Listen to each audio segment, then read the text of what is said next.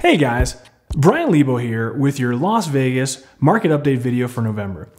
Now, if you've been watching for a while, you know that for the majority of this year, I've been preaching that the market is about to correct itself and prices will start going down by the end of the year. In recent months, we as realtors have seen the market change drastically. Now, buyers have become patient and picky, and overpriced, unrealistic sellers are becoming quite frustrated. I warned you that once the media starts actually reporting the truth, we could be in for a rough ride. I predicted that around Thanksgiving, the media will likely be forced to start reporting what's really going on instead of constantly just pandering to consumers that prices are up from last year. Well, guess what just happened this month?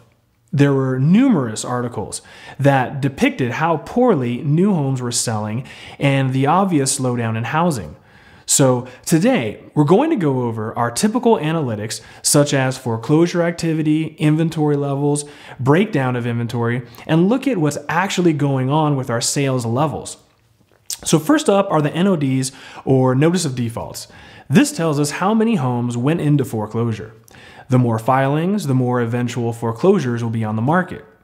As you can see on the screen now, last month we had 849 NODs filed. We've been relatively consistent for the past 6 months, so I think it's fair to conjecture that we won't be seeing a flood of foreclosures anytime soon. For the past year, we've only had about 300 foreclosures on the market at any given time, and I think this number will remain about the same throughout next year. Okay, next let's check out the inventory levels.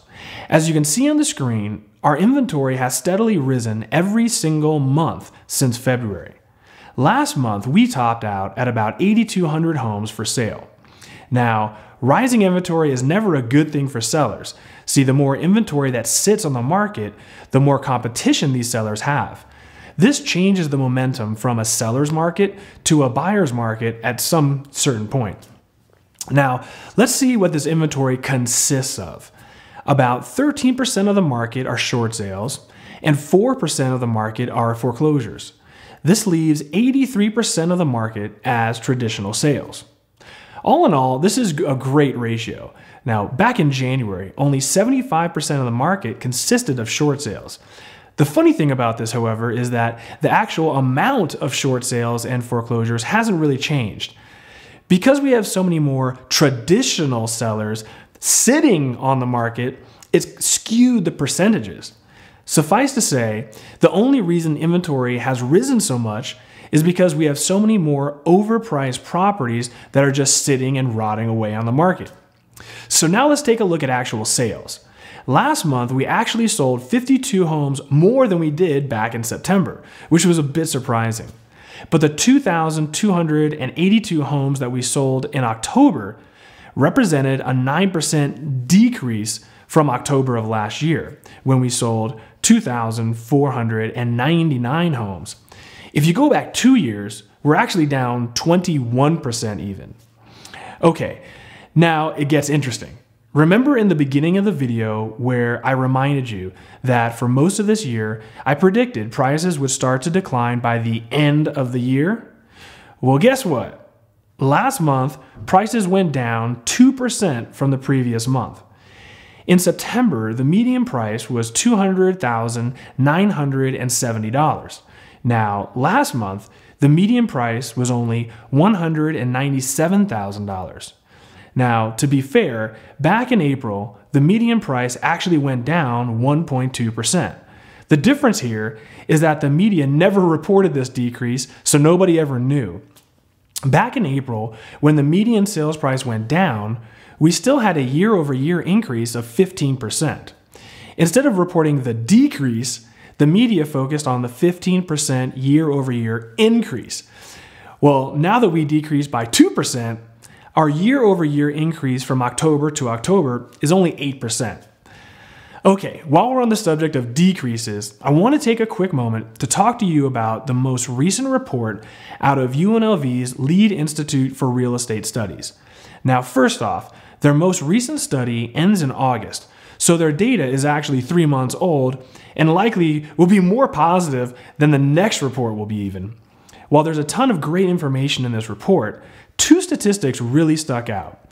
On the screen now is a page from the report that reflects the year-to-year change in new home sales and existing home sales for Clark County. As you can see, according to them, new home sales are down 41.6%. Existing home sales are down 18%. Now, 18% is bad, but 41%? Yikes, that's just terrible. And again, what's the one thing I've been telling people for 2 years? Don't buy a new home because they're massively overpriced. Now that the market has changed, it appears that I'm not the only one subscribing to this theory.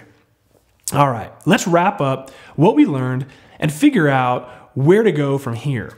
First, foreclosure activity is flat. Inventory is steadily rising, while existing home sales are down 9% from last year. According to UNLV's lead institute, new home sales have been crushed this year. Now, while monitoring sales and inventory is very important, since this is exactly what I use to predict how and when we'd be here, what's potentially more important is consumer confidence. Consumers believe what they read and watch more than their own experience sometimes.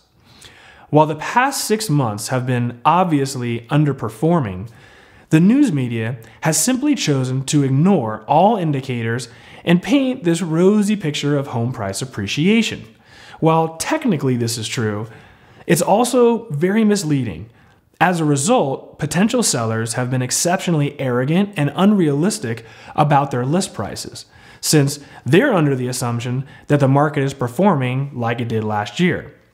Now, buyers, on the other hand, are watching price reduction after price reduction and seeing these homes just sit around forever.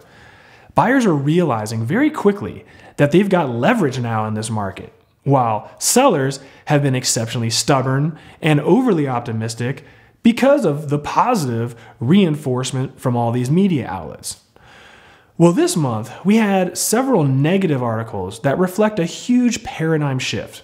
The best article was in the Las Vegas Review-Journal, which illustrates the decrease in sales and median home pricing. It was mostly accurate, but it signals a shift. It signals a shift in a way that consumers are going to view the market. If the media continues to raise honest questions about new home prices and sluggish sales, many buyers will think twice before purchasing. More importantly, these stubborn sellers will start getting with the program and lowering their prices to become more competitive. For the record, I don't think we're in a complete housing bubble. I do think, however, that moving forward, we're going to see mini bubbles appear.